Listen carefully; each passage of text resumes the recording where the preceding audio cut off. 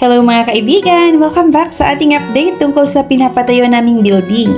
So almost 2 months na nang mag-start ang construction at gusto ko lang i-share sa inyo ang progress, mga challenges at higit sa lahat kung paano kami kumakapit sa faith namin kay Lord sa bawat hakbang.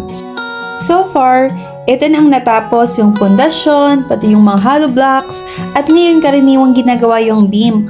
Kung titingnan mo, simple pa lang sa paningin pero para sa akin, malaking answered prayer na to. Bawat hakbang, bawat latag ng hollow blocks at bawat patak ng semento, para sa akin, testimony ito ng faithfulness ni Lord sa aming buhay. Alam niyo mga kaibigan, nung una, in-estimate lang namin na baka nasa 250,000 or nasa 350,000 lang ang magagastos para dito. Pero sa totoo lang, ngayon, mahigit sa estimate amount yung nagagastos namin at hindi pa tapos. Syempre, medyo nakaka-pressure yon. May mga gabi na naisip ko na, Lord, baka hindi na namin kayanin. Pero sa bawat pangamba, lagi kong naalala, kung si Lord ang nagpasimula, siya rin ang magtatapos, diba? So mga kapatid, kung may pinanghahawakan akong salita ngayon, iyon ay yung being confident of this, that he who began a good work in you will carry it on to completion. So sa Philippians 1:6, hindi ko alam kung anong business ang ilalagay dito sa building na to, pero alam ko galing kay Lord ang vision na to at kung siya ang nagbigay, siya rin ang magpo-provide, diba? So, para sa lahat na nangangarap dyan, baka may plano ka rin na parang imposibleng mangyayari ngayon, baka may negosyo ka na gusto mong simulan pero kulang ang puhunan, baka may bahay ka na gustong ipatayo pero takot ka sa gastos. Let me tell you this, kung galing kay Lord ang pangarap mo, huwag mong sukuan. Yes, may hirap, yes, may kulang, pero may Diyos na hindi nauubusan ng paraan. At alam mo, sa tuwing nakikita ko yung hollow blocks na nakatayo, naisip ko na ganito rin tayo. Isa-isa tayong binubuo ni Lord. Kaya nga sa mga sumusubaybay sa journey na to, please samahan niyo kami sa panalangin ha. Hindi lang para matapos ang building, kundi para sa bawat gagawin dito ay maging pagpapala sa iba. Remember mga kaibigan, God's promises never fail. Kung sinabi niyang kaya mo, kaya mo. Kung sinabi niyang matatapos, ay matatapos. So keep dreaming and keep building and keep trusting. Maraming salamat sa pagkikinig at pagsama sa aming journey. This building is not just ours, it's God's project. Kaya anuman ang pinagdadaanan mo ngayon, kapit lang sa Kanya. Until next update, God bless you all!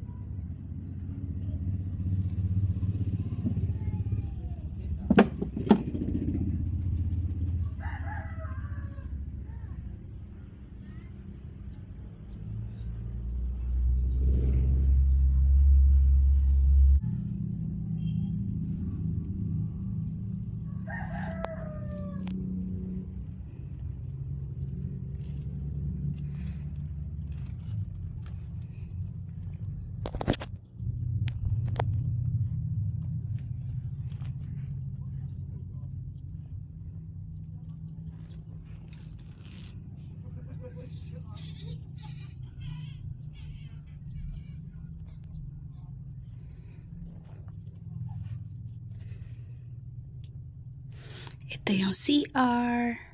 Ayan. So,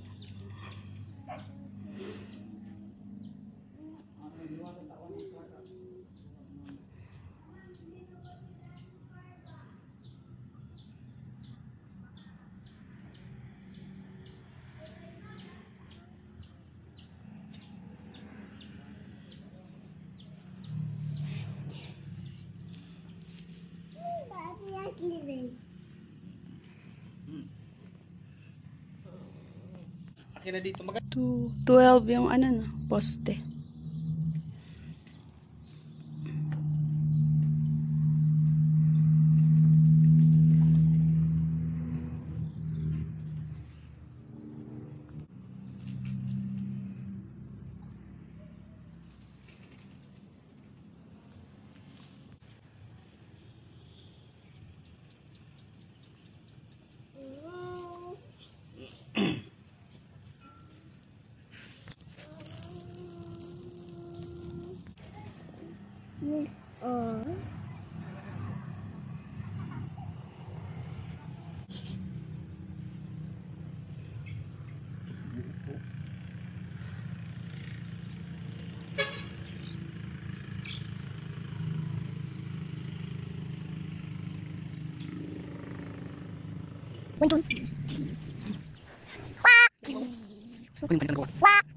Waki.